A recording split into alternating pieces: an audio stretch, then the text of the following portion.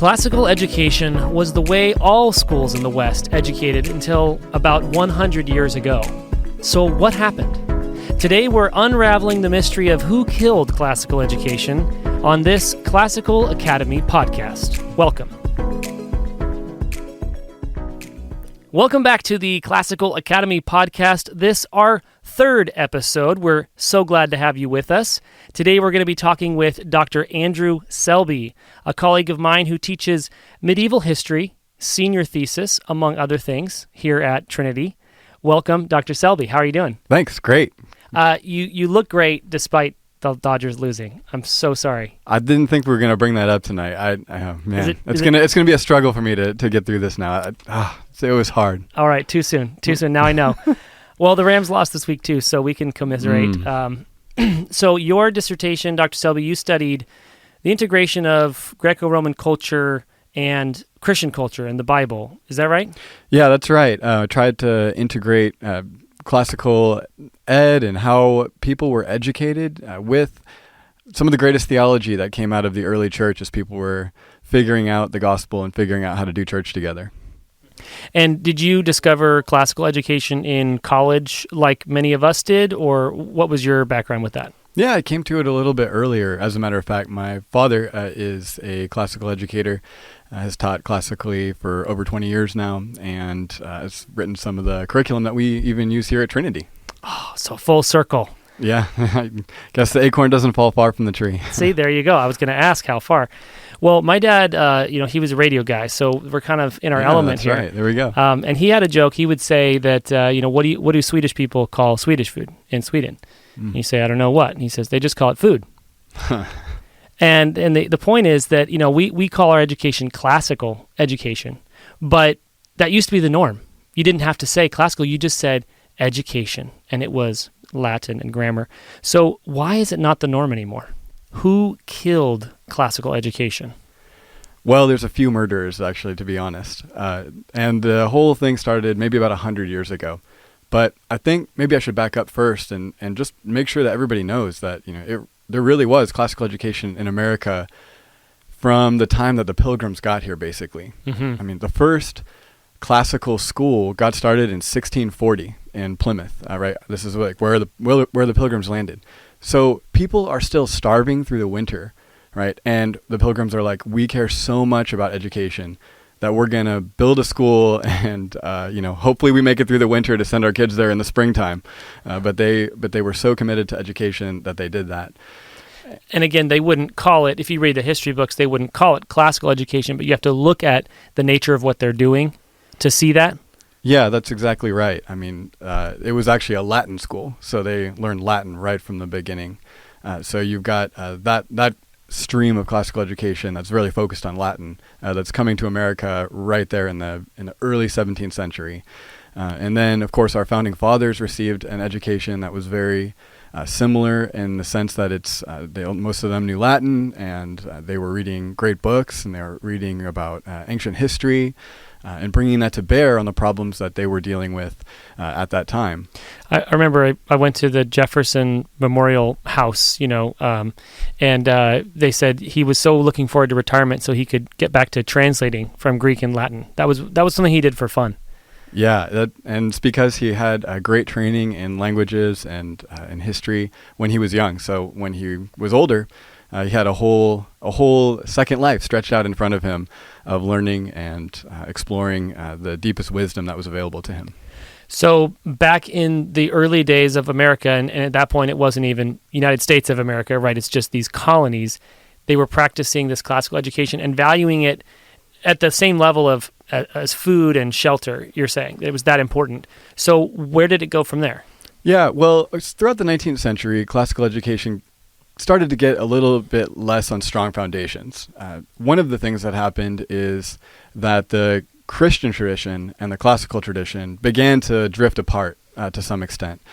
Christians weren't as involved or didn't care as much about the educational system as the 19th century wore on. So as we got closer to the turn of the century there, Christians just weren't as engaged in classical education. And that's when things started to really change. That's when the murder happened, if we want to say who killed classical education. All right. And so we need to find out who the culprit is there. But just to get the timeline straight, we're talking, the 1776 is the Declaration of Independence and the Constitution's ratified later, if I'm getting my dates right.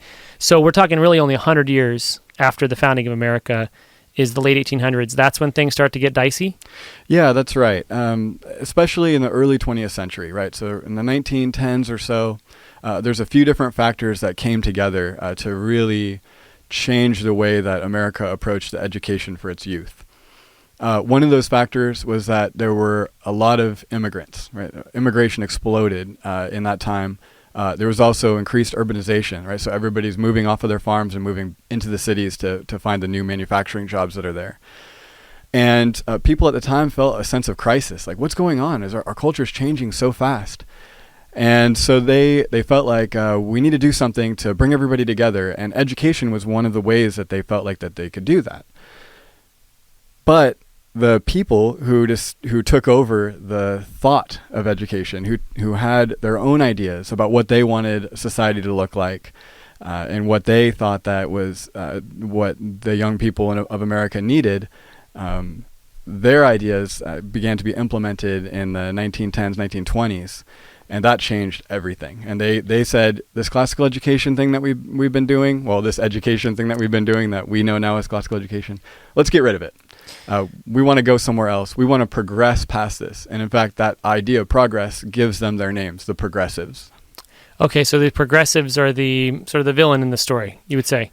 Yeah, it's kind of like the way that Caesar was murdered by a whole bunch of people. Think of it that way with classical education. Multiple stabbers. Okay, and so the idea, the way that you're setting up this story is that they're innovating and they're departing from tradition in certain intentional ways. Yeah, it wasn't an accident. Like the fact that we don't have the educational system that we're trying to revive here at Trinity, and that other classical schools across the country and even across the world are trying to get back to.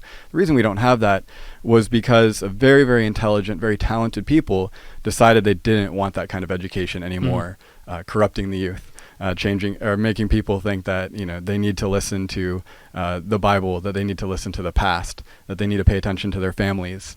They wanted to break down some of those social structures, and they wanted education to start to fill some of the place of the family, and they wanted it to create a different kind of society according to ideals that they really were wed to.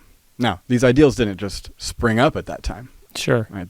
Well, what was the you would say the motivation? They're saying we should dispense with studying the past or keep passing on this inheritance that we've received. The idea was to create more social unity among immigrants. What would their argument be? Yeah, one thing that got their movement off the ground is that, as I said, you have massive immigration, massive urbanization. Things are changing really fast. The schools filled up. I think high school enrollments tripled from 1910 to 1920 or something like that. There was a massive influx of students. How do you find the teachers to teach all those kids, right? Mm-hmm. You have to have some kind of teacher training institutions to get that rolling, right? And that didn't exist. And the thing is, the people who were into classical education before that, there weren't enough of them to train teachers, to get them off the ground to continue this tradition of education. And so progressive educators saw that that this was actually a need that needed to be filled, and they're like, "Hey, we volunteer. We'll do this. We're going to create the teaching college at University of Chicago, the Teachers College at Columbia University," and these institutions really led the way in training teachers, training administrators, and shaping the kind of public education that we have in America today. And so, was this kind of another instance of mechanizing things? Like when you mechanize or quantify a process, you can mass produce it. So is this the solution? That we're going to mass produce teachers, and they're going to mass produce students?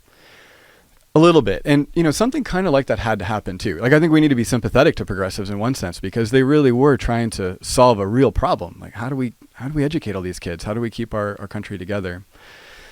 So they did have to deal with that. But it's interesting because there was a stream of progressive education that looked at industry and they're like, hey, we're making a ton of money. Like this whole industrialization thing is pretty exciting. What if we take the principles from industrialization and from business and apply those into school? So we specialize everything, we break it all up. So, you have one teacher teaching this subject and another teacher teaching that subject, and let's engineer things in that way. Instead of like, the Greek idea of there's a grammarian.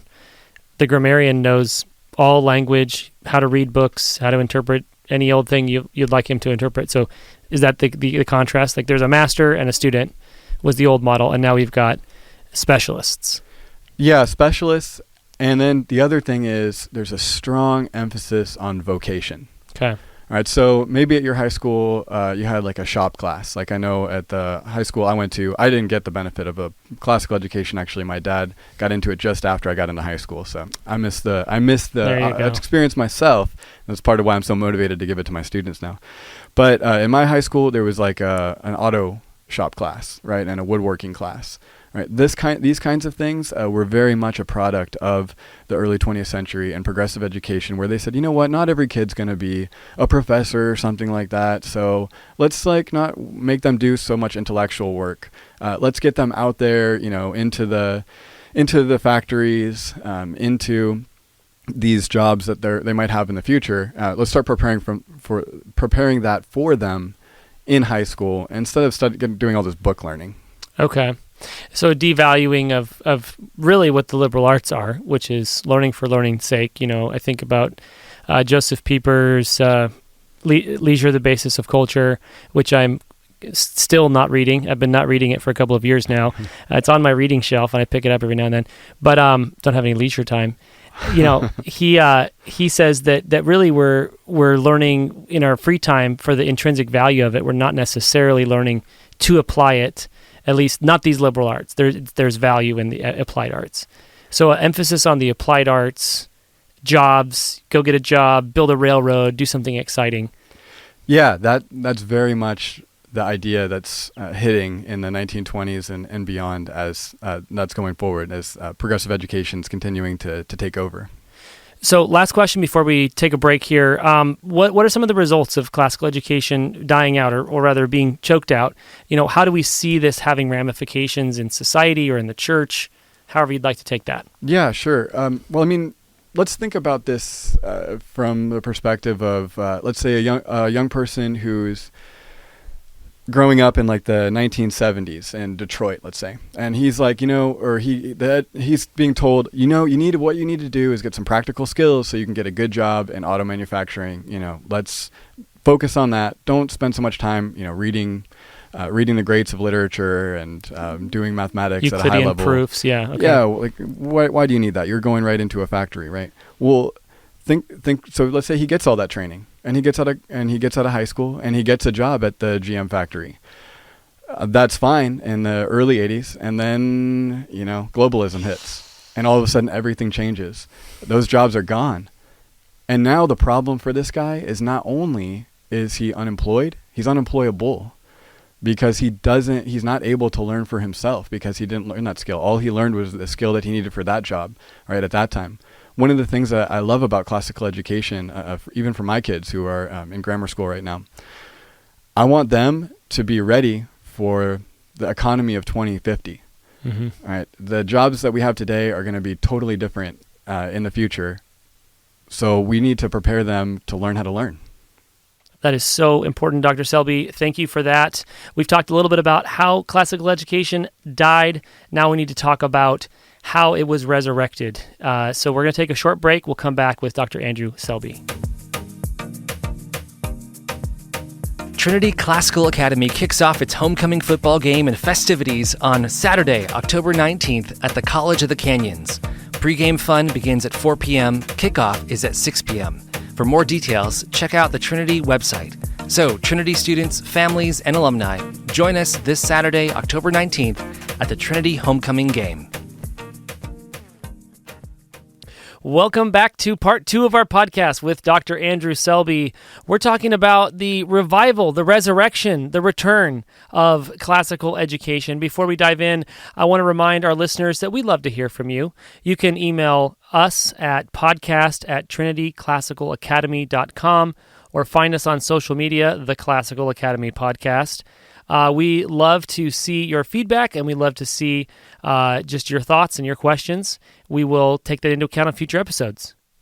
So, Dr. Selby, Alistair McIntyre has this image of civilization, being broken apart and people picking through the wreckage and trying to guess what it looked like, this in this future apocalypse. Are we doing that with classical education? Do we really know what it looks like? I mean, it died, right? So how is it that we are resurrecting it, are doing this thing? Yeah, that's a great image to capture the adventure that we're on, with also some of the challenges that we face. So classical education began to make a comeback in the early 80s in Idaho, of all places. There was a pastor there named Doug Wilson, and he found Dorothy Sayers' essay, Lost Tools of Learning. Dorothy Sayers was one of the Inklings. She was one of C.S. Lewis's friends, and she did a lot of detective fiction and was a translator of Dante, and really one of the first women to get her degree from Oxford University, one of the brightest minds of her generation. Mm-hmm. And she wrote this little essay about, hey, we're sick of the way that people can't talk to each other in culture anymore. Their education's going to hell in a handbasket. Let's look at the medieval world and see how they did things. And so she kind of put forward some ideas about what education should look like. So fast forward to 1980, Doug Wilson reads this, and he is needing to educate his kids, and he's like, hey, let's start a classical school, to his wife. And she's like, okay. And so they started the school, the Logos School in Moscow, Idaho. And also there were two other classical schools, one in South Bend, Indiana, and another one in Topeka, Kansas, I think it was, that started about the same time, completely independently of one another. So you do get the kind of chills like, wow, I think maybe God wants this to come back. Mm-hmm. And sure enough, it took off. People began to do a lot more classical education. And now, I think there's something like 300 classical schools all across the U.S. And then there's thousands and thousands more people homeschooling and doing classical Christian education through homeschool. Right. And it's all over the globe now, right? I mean, I just heard about a guy going to Russia to help start some classical conversations, home groups there, to the tune of 40 of them at once. Wow. But wasn't classical education? You're talking about the Logos School and the Logos School. You're talking about K through 12. Weren't there colleges like Mortimer Adler's college and St. John's, and they were kind of like restoring the great books, which the old Harvard president famously said, "You want a Harvard education? Read these books." He put out the Harvard Great Books list. He said, "This is a Harvard education." So, are you talking about just K through 12, or are you saying there's something that was even more classical about what they were doing?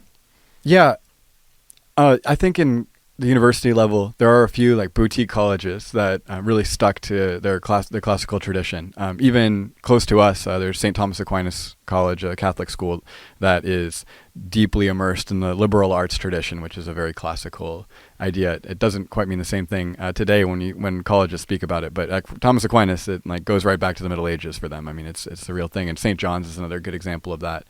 There's other schools like Hillsdale College that kind of do some of these things. Mm-hmm. And then also there are great books programs too that are attached to even some Ivy League schools still have great books programs. And then it can be done. It's being done in a very robust Christian way in several places where we both went to school, obviously, at the Torrey Honors Institute at Biola University. They're doing a great job with that. Baylor University, where I did graduate school, they have an honors program where they have a great books, a major that's phenomenal. It's out of this world. The students there are so bright and so alive. So you're saying that there's something essential about not just reading these great books, but integrating faith and learning and doing the whole classical model. Yeah, that's right. And that's one thing that I didn't get to as much earlier, though I did mention that one of the reasons that classical education died in the United States was because the church started to back away from education. And in fact, one of the tragedies is when all these progressive educators began doing their reforms, when I read books about the histories of those things, I'm always like, where are the Christian leaders? They're not there. Christian schools did start maybe in the 50s and 60s. There was some of that, but classical Christian education, it really didn't get off the bat again until the 80s. And that's what we're doing right now. To go back to what you said earlier about picking up the pieces. Sure. I think that's where we're at right now. We're clearly doing something really good, and that's seen by the growth that we've had and the ways that, even for myself as an educator, teaching for the last 16 years, like I'm starting to see my students getting so much further because of what they've been able to accomplish at a younger age, and the ways that I've been shaped by the classical tradition as I keep learning and I keep reading and I keep teaching and seeing if it's working, and then figuring out, oh, I must be doing something wrong, and then figuring things out as we're going along. Having conversations with my colleagues and going to conferences where hundreds of classical educators meet to talk about how to do the best teaching practices. These are some of the things that I think we need to do as we're learning better and better how to re-implement classical education. And it's exciting because I don't even think we're close, and we're already doing a good job. What could the future hold? Amazing. Yeah, I mean, you talk to your students. I mean, I've been teaching long enough now that I'm friends with some of my former students, and they're professionals and living their lives and have their families, and they're so grateful. And I was exposed, to classical education in college, and so I can look at my growth over the last 20 years or so and say, wow, what would I have been like without this? And so you can have those conversations and see how much it is working. But where do you think, if you had to guess, we're putting pieces together, where do you think is the next step for this movement for our schools to become more genuinely classical, or just to become more excellent and faithful? Yeah, I think that we as teachers need to keep challenging ourselves and going back to the past and look and seeing how how those who came before us as teachers did things. Now, it would be really nice if I could see like a video of how some classical grammarian taught his class. That would be great. Since that doesn't exist, we still nevertheless have some texts that tell us like this is what it was like to be a school child at a particular time in a particular place. These are some of the things that were studied. We do have that kind of evidence. Now, we have to like immerse ourselves in their culture a little bit to see that. But when we do, then we can start to bring forward some of these things. People were really advanced back then in terms of education. And a big part of it is because they saw the human being much more in a Christian way than progressive educators who were actually explicitly fighting against a Christian view of what it is to be a human being. So because of that, when we go back to the classical tradition, to medieval, to Renaissance education, we're seeing people who had a thoroughly Christian worldview and were developing their educational model based on that and had done it for centuries. So what were they doing in the classroom? How can I capture that in my classroom? And that's something that I think we're starting to do here at Trinity more and more, and I just want to keep seeing that happen, because every time we do, I see huge leaps and bounds forward for where our students can go and what what we can impart to them. And for our parents too. I mean, I think that the best learners, study the model, right? So when the parents are always on this path of growth, even if it's incremental, I was joking earlier, but I really do have less time to read now with my kids being the ages that they are. But just trying to model a little bit of interest in growth and learning. And that's one thing that's so exciting about this podcast is we're hoping that we can share kind of what we're doing and give actual footholds to more people. But yeah, so it's not just students, right? That's right. Yeah, when I see parents who are at home asking their kids about what they've learned, when I, even more so, when I hear about a mom or a dad who picks up one of the great books, when they read some of Canterbury Tales along with their students, when they read some of Milton's Paradise Lost, right? That is such an amazing model for their students, because it affirms like, yeah, what you're doing here is so valuable and it can change your life if you let it and if you get into it. Now, it's not easy, but yeah, even just doing a little bit gets us so much further along the road and has great benefits for our kids. It's really a whole family journey. I remember when my wife was, this is back before I knew her, but she's told me about when she was on a church search back in high school. Her parents left their church to go with her to a new church and to explore that for a couple of years, and then they eventually came back. But like, what a gift to her to be able to say, hey, you're on this journey, you're thinking about things. We don't want to just say, go have fun or go figure it out. We're going to kind of work with you, read with you, think with you, argue, process. So, it's really a whole family project, I think, when I think about what these students are going through. Yeah. So just a couple more questions. We're going to wrap up, Dr. Selby. tell me about, where do you think, what are we doing well right now? What things do you see in the movement that are happening? And if you had a magic wand to make them happen more or faster or better, what would those be? Well, a couple of things that I've seen that are really promising are the great books education that students get when they're able to read some of the things that have shaped our culture at its very foundations.